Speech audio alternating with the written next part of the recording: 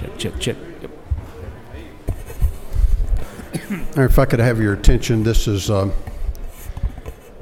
Subcommittee of Governmental Affairs. We've got one bill we want to take up. We had a subcommittee meeting yesterday morning where we took up House Bill 551. There were some issues about the local government aspect of that bill, and now we have a sub in front of us that has removed those. I'm going to ask Representative Brockway to present the substitute. We're operating off LC 362779S. Representative Brockway. Thank you, Mr. Chairman. Yes, as the chairman stated, we had this bill in subcommittee yesterday.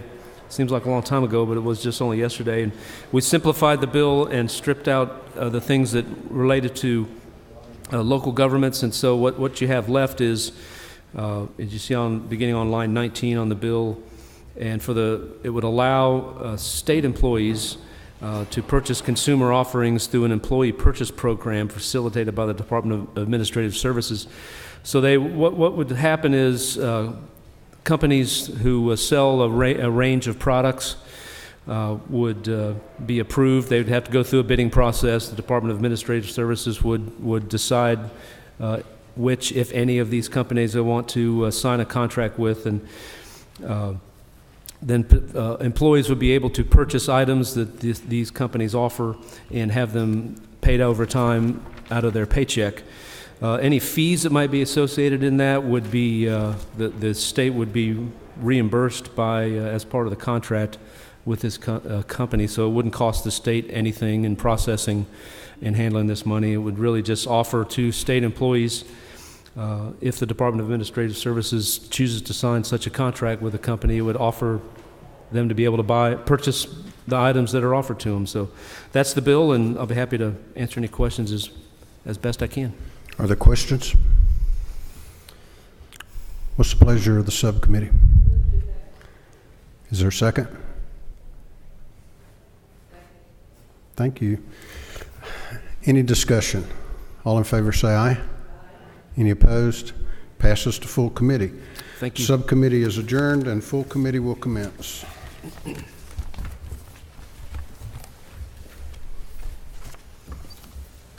And while we're on the subject, good afternoon, everybody, but I'm going to deviate just here from what I originally planned since everybody's memory is so good. I'm going to ask for 551 in front of the full committee and Representative Brockway to go ahead and make his case in 20 seconds or so. All right. Since they just started. Thank you. Or less. Thank you, Mr. Chairman, and I don't see anybody that new arrived in the room, so I'll be happy to answer any additional questions. Just something to offer employees the ability to buy things if they choose. It's all completely voluntary. What is the pleasure of the committee? Got a move to pass. Do I hear a second? Any discussion? All those in favor signify by saying aye. Opposed, like sign. Thank you very much. 551 passes full committee. I'd like to bring your attention next to House Bill 370. When we met in sub, it had no opposition. Representative Fleming is the author of it. We had looked at perhaps changing some language in it and some questions that come up with a substitute. Because of some things that we're looking at, we decided to go ahead and go with the original or the substitute that was offered by Representative Fleming at that time. So I ask everyone to please pull the substitute to House Bill 370. 7556 ERS is the last digits of that, and I ask for Representative Fleming to present the bill. Wherever the mics are on. Yeah, that'll be great then. Thank you so much.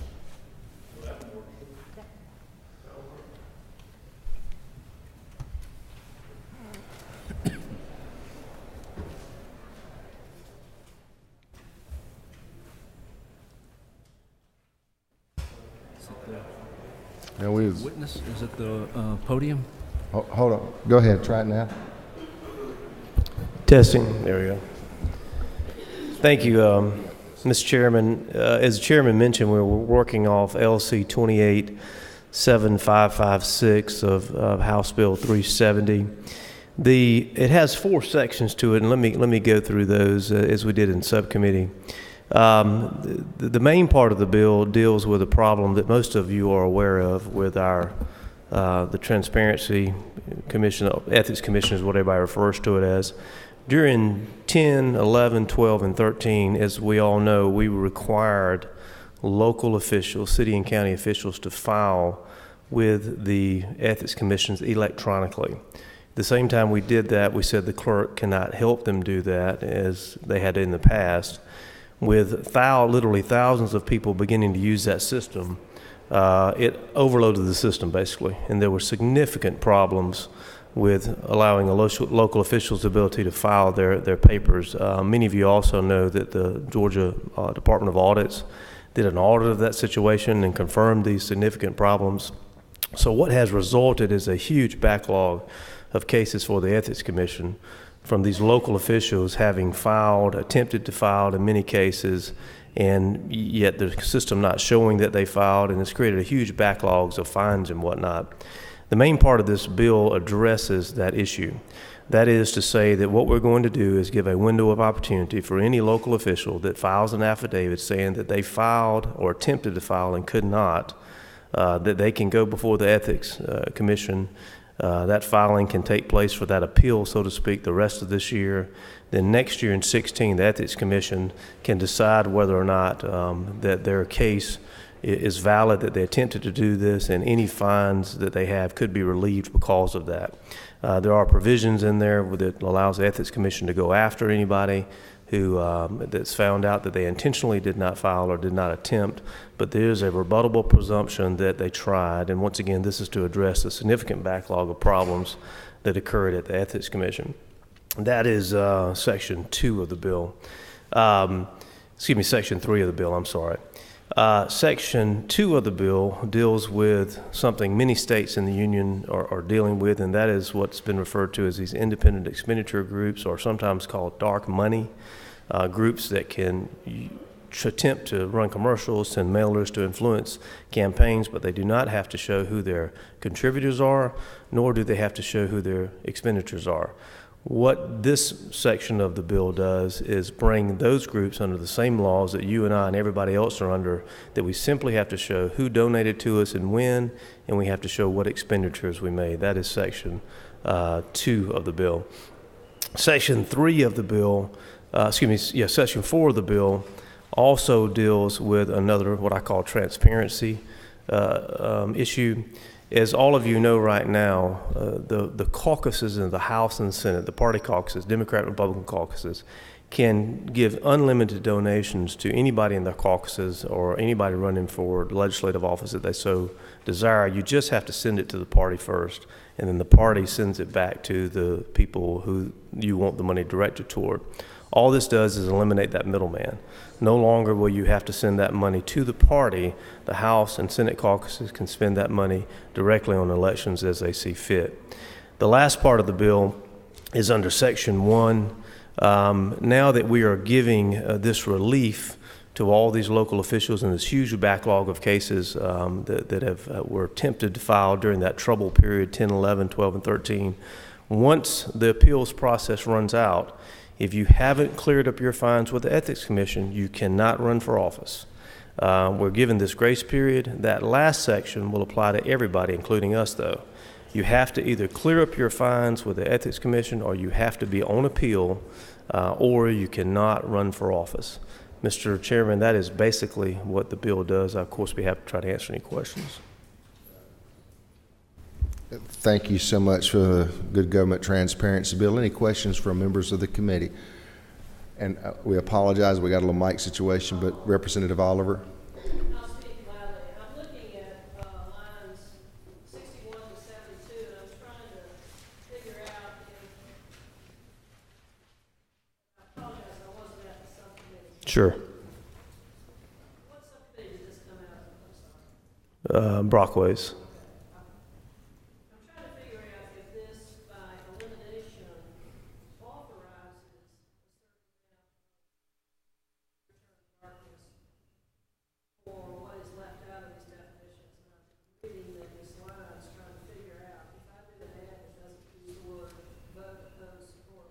If I do an ad that says, please be careful to watch this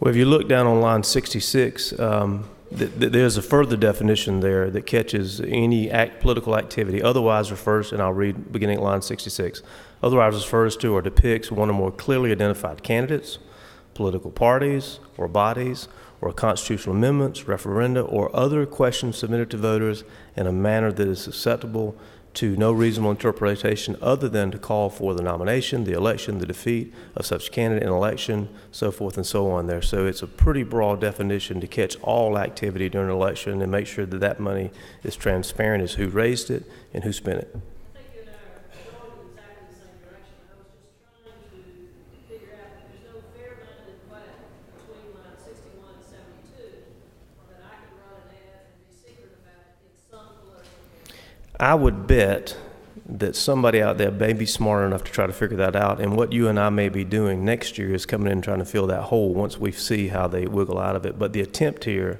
based upon several states that have done this, is to capture all that money that's going in and out of political campaigns and elections and say you can spend it how you want to. There's no limit on free speech here. You just have to fall under the same requirements that you and I do or any other registered PAC, is to show where it came from and where you spent it. Yes, ma'am.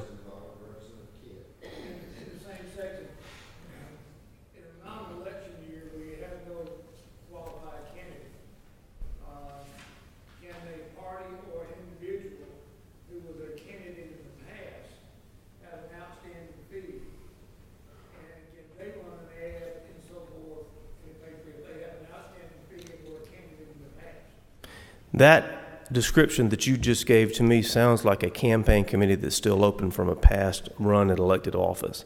That committee is already covered and has to expose, or should I say file, who all their expenditures are and who all their donors are. So that's already covered under current law, as I heard your description. They have an outstanding fee. Whenever they have an outstanding fee, they cannot run an ad against the referendum or whatever else. I think the two things that you got going on there, Representative Oliver and I were talking about the portion which will make sure that everybody who spends money on an election has to show where it came from and where it went. You're referring to, I think, Section 1, which is the section that says in the future going forward, after we've cleared up all these problems at the Ethics Commission for the local officials, once that appeals process runs out, then you need to have all your fines cleared up if you're going to run for office. It's modeled after and very similar the oath that you and I take when we run for office, when we swear that we have no outstanding taxes owed. This is going to be basically something similar to that says that I have no outstanding fines owed to the Ethics Commission, or at least I have them on appeal because I don't think they're fair. Thank you. And the only one we have signed up to speak, and I really appreciate their patience on this. Thank you so much, William. William Clark understands we're in the lunch hour, and he's agreed to be conscientious of that during the lunch break, but welcome. And we apologize for the mic situation. It is what it is. So in the middle, okay, right here if you want. That'll work. Thank you. Good Mr. afternoon. Chairman, committee, I greatly appreciate it. Overall in the bill, we're pretty happy. And I'm sorry, I'm William Perry with Common Cause Georgia. We're pretty happy with the final language in terms of the fines and the forgiveness of fines or and that sort of thing. Even happy with using the stick to keep candidates out of running for office if they have significant fines that they hadn't paid. Generally, we're disappointed though that this is the issue that came out of the audit, when the audit had such strong recommendations in terms of independent funding for the Ethics Commission as well as independent appointment, and would love to see the committee either consider those bills or at least hold a hearing. And then specific to the language, very disappointed in lifting the limits of the caucus. I understand the point of taking out the middleman, but sometimes the middleman provides a little more transparency and a check in the system. And it also has the strong appearance of incumbent protection, even more so allowing a caucus to take a stronger position on protecting incumbents even within the primary, because generally the parties do not participate in the primary election. So you're creating right now two beings that have a much broader power and spending money specifically on incumbent protection as opposed to general transparency and things like that. I appreciate the time, sir. You did good. Thank you so much. I appreciate it. And I appreciate your points. All right, at this time, I'm going to ask for what is the will of the committee? To pass. Got a motion to pass. Do I hear a second? Second. Got a second. Any discussion? All those in favor signify by saying aye. Aye. Those opposed, like sign. Great work, Representative Fleming. And finally, we're not going to do what we do to you on the floor, though I just kind of like to a little bit. Representative Raffensperger, did I butcher that good enough? And House Bill 432, quickly.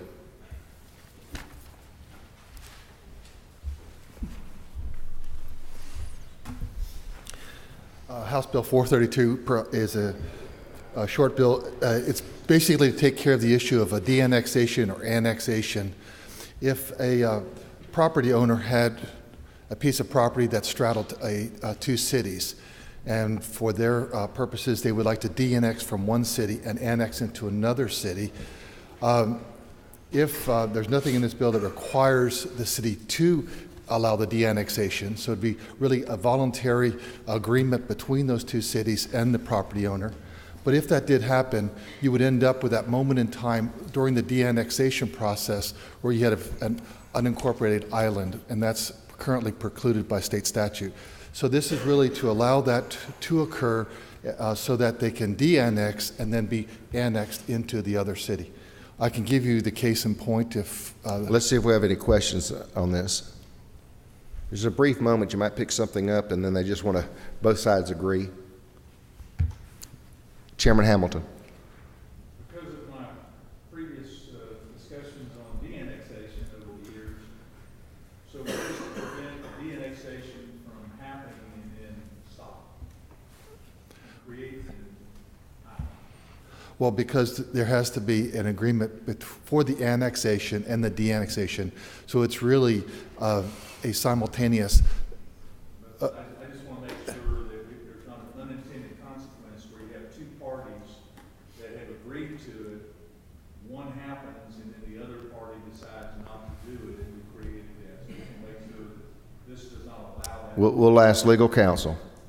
It's just the split second that it happens, and you got the agreement. Boom. Thank you so much. Anybody want to pass this bill? I don't. That's a joke. I'll entertain a motion. A second? Any discussion? All those in favor, please signify by saying aye. Those opposed, like sign. Thank you all. I appreciate you taking up your lunch with us today.